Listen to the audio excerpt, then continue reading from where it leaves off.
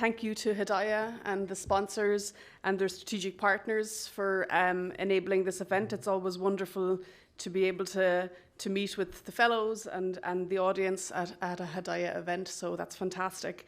I'm a psychologist, so I see everything through that lens. So that's my disclaimer. So I'm not tech, even though I'm talking a little bit about the online environment. But those are not. Those are things we can't separate now. So I can't talk about offline behavior as opposed to online behavior. These are part of daily life, and so that's how I view it. So this presentation is in collaboration with Moonshot, and so Moonshot did the data for us, and we did the analysis, and so we worked quite well at that. And what we wanted to think about, what we wanted to look at, was, is there a rise in the far right in Ireland? And of course, we're talking about the extreme far right. And when we talk about extreme, we're talking about actions or call to action or support for violent action. Anecdotally, we know that there is a rise in far right activity online in the Irish space. There's not a lot of evidence to demonstrate what that means, what that looks like, how that translates, and that's something we were thinking of looking at. Now, we also wanted to put that in context because nothing is simple, right? And especially when it comes to political violence and kind of complex post-conflict environments like Ireland and Northern Ireland, it becomes even more complicated. And I think yesterday there was some really fundamental points made about knowledge is only useful when it's knowledge in context, and that is highly important in this situation. But also longitudinal knowledge. So while it might sound strange, we can't possibly understand the rise of the far right in Ireland and Northern Ireland without understanding the Troubles, which started in the late 1960s. So all of those things, and I'm not going to do that today because I don't have a week to talk, but that's the legacy. And even further back than that is the legacy. So we have, as part of the project, there was a Horizon 2020 project called Participation, which looked at the far right and the far left across Europe, across the bloc, and that was also informed part of this work. But you might say, well, why are we talking about the Provisional IRA and Sinn Féin and dissident Republican paramilitary groups when we're talking about the far right in Ireland? Well, we're also talking about loyalist paramilitary groups, because in 2011 there were attempts made by right-wing groups in the UK to join with loyalist paramilitary groups in Northern Ireland in order to create a kind of far-right front. Now, that didn't happen. But there's lots of complicated identity groupings trying to come together in this space. And post-conflict, well, I suppose as they say in Ireland, it's a tentative peace. And if we think about what's actually going on there, the PSNI, the Police Service of Northern Ireland, have released a security report, and there's almost a 50% increase in paramilitary activity. So increase in shootings, increase in bombings, and I always think it amazes me that if I were to say to you, in a province the size of Northern Ireland, there were 7 bombing incidents up to September of this year for 12 months, and if that were to happen anywhere else in the UK, it would certainly have made the news. I'm presuming none of you have heard of any of those instances. There were 40 shootings, punishment beatings. So this is a very live situation, and it's very dynamic, but it's kind of seen as we're gone past that. But it's a very real situation, and it dominates life in that region. So that's just the tiniest touch of background. But in terms of the far right, what are we talking about? We're talking about a very active online, I won't call it community, but a very active online engagement. And we wanted to understand what that actually meant. So what we thought about understanding, well, what is the Irish online space? What does the Irish far right in that space look like? And what does Irish far right extremism look like in that space? So we looked at over 400,000 posts. We then looked at what was extremism, how we would tag it as extremism, and how we would geolocate those posts. And Moonshot did their magic. I can't pretend to know exactly how they did it. But what did emerge was we identified a number of spaces online on each platform that referred specifically to extremism. And that's what we're talking about here. And the keywords were based on a database that a range of experts from across the UK and Ireland developed that would indicate extremism was part of the story. So I don't know if you can see the figures on this, but these are just look at the general graph. So on the far graph, you can see the distribution across platforms. So Twitter and Telegram were the most influential in the Irish space, and you can see YouTube and 4chan were, very few posts there. That's even changed since we've done this. We see Odyssey as one of the dominant platforms for some of the key people here. And the other graph you can see is the time shift. And the study was done from October to June, but you can see there in February 2021 there was a huge peak in posts, and that was actually from one site. So that was from a Telegram channel and a group set up that became really, really popular. But also at that stage in Ireland, there was a lockdown. There was a second lockdown. Okay, so there was huge kind of conspiracy-laden theories kind of dominated. There was a real backlash against government, and there was, and so that's reflected in that. However, those postings have stayed very, very high in that instance. One thing to bear in mind as well, of course, we got ethics permission to look at this data. We didn't reveal the names of the individuals whose data we collected. And what we did was we looked at individuals who had more than 1,000 followers on a platform, and we made the argument that these individuals were public-facing individuals and their content was for public sharing. And so that's what's represented here. So, because if you look at the full data, you could, of course, find the tweets and trace them backwards so they'd be identifiable. We were also advised not to release the names of the individuals who make up this data, because there is a very, very active engagement online, shall we say, with any commentary on the far right in Ireland. So if for example, if I make a comment on the far right, I will instantly get abuse online. And I find that quite interesting because I've met with members of paramilitary groups in many countries and done interviews in many countries and made comments online, and never ever have I ever had a comment back or anything negative said or any kind of negative engagement. But instantly, in this space, it happens. Okay.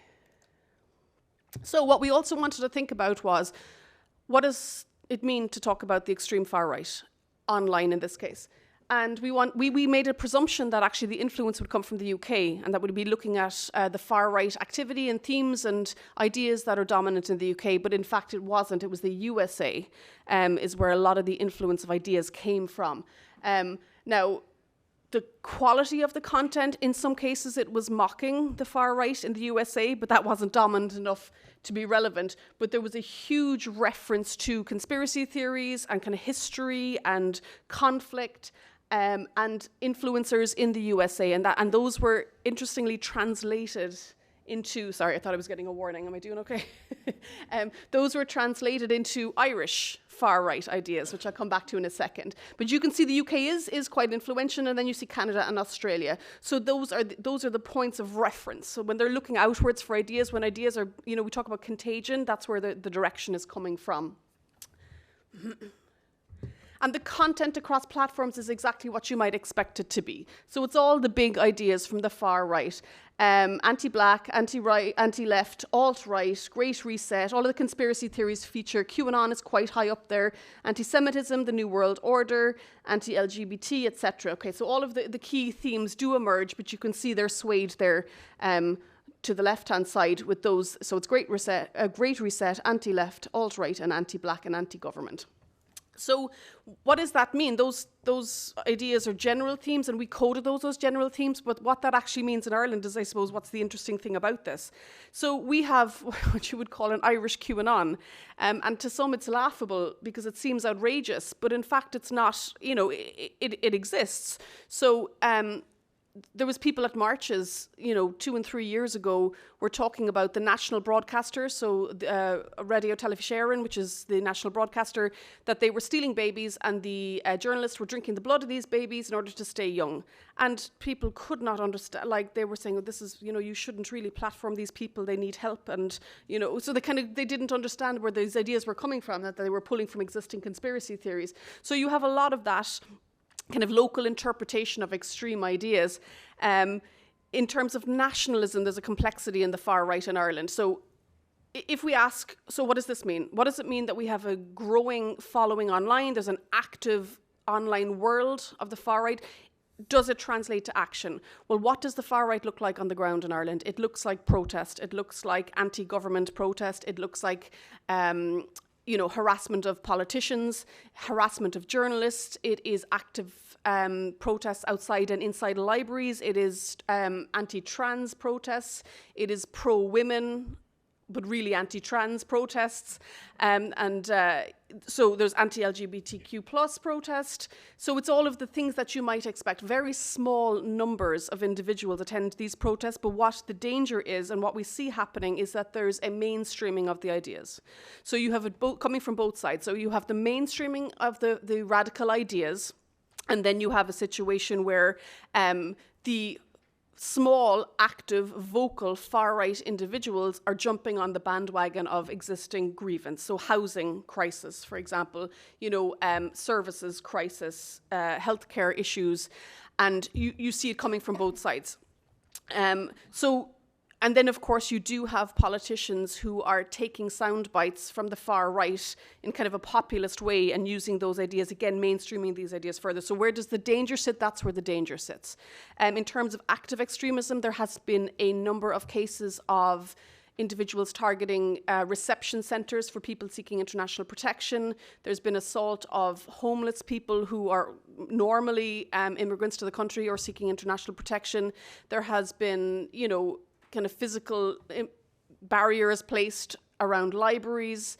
Kind of general harassment, and again, TDs, Teachta Dála, or members of parliament are also experiencing harassment as well.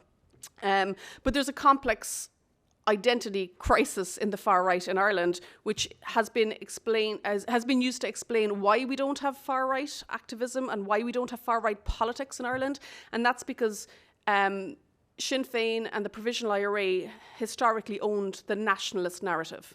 So nationalism in Ireland is about the left, and I'm using these terms vaguely because we don't have time to explain them, but in general, nationalism belongs to the left in Ireland rather than the right. So there's a complexity about there. How do they talk about it? Who owns it? How do we refer to, the kind of narratives of British colonialism in Ireland when we're talking about the far right? And what you hear in the far right activism is you hear them using American terms about republicanism and transplanting that directly into the Irish scenario, which doesn't work. So you have the complexity of loyalist paramilitary organisations being courted by the far right in the UK to be far right, and then you have far right groups in Ireland who are trying to own the far right space but being anti-Sinn Féin and IRA because they're challenging each other for the nationalist narrative. Have I lost you yet? Okay, so it's complicated. So I suppose the key message we have here is that the far right in Ireland is active online. We see a very low level of activism on the ground. We don't have the context that they would in the United States for far-right activism. There is a history of fascist involvement, for example, foreign fighters going to Spain to support Franco. So that has happened, but it's quite a small, almost forgotten history. And I think there's one or two things that I wanted to say in terms of implications, if I have a minute. I have 2 minutes, okay. So what does it mean? What does it mean in Ireland to talk about addressing the far right? The implications are severe in terms of the mainstreaming of the far right. We've seen across Europe the implications of that. But also we need to reconcile here that, you've often heard the term cognitive dissonance and the assumption that, we can't do one thing and say another thing. We can. We're very, very good at holding opposing ideas to our behaviour. Okay, we know smoking is bad for us. People still smoke. With lots of things we should not do that we do. So I think we need to bear in mind that online activism, online hate speech, while deplorable, does not always translate to action on the ground. In fact, in the vast majority of cases, it does not translate to action on the ground. So there is need to be aware of the reality of the linkage between online activity and offline activity. And even in the case of offline activity, it does not necessarily mean violence. So I think that's something we need to bear in mind. Just because we have the existence of these ideas doesn't mean they translate into anything. And that then leads to another issue, which is the policing of the far right. And the recognition that policing the far right in an extreme way will lead to an escalation between both sides. So there is a recognition amongst the police in Ireland that heavily policing these marches can lead to, you know, an escalation. However, that the kind of moral argument is these ideas shouldn't be allowed to be displayed in public. They should be treated more harshly. They should be imprisoned. And so that's the kind of dynamic that's underway at the moment. Does this translate to voting patterns? So where do we stop and start speaking about the existence of the far right extremism, a bleed into mainstream politics, and does that equate to a change in government, for example? And the answer is we don't know that, but we know it's not a direct correlation. So I suppose we're saying that yes, there exists the far right. Yes, there is support for a very small minority of active far right individuals. But we need to proceed with caution, okay? So it's not another case of a hysteria around the likelihood of extremism in this space, but it's certainly one to watch. Thank you.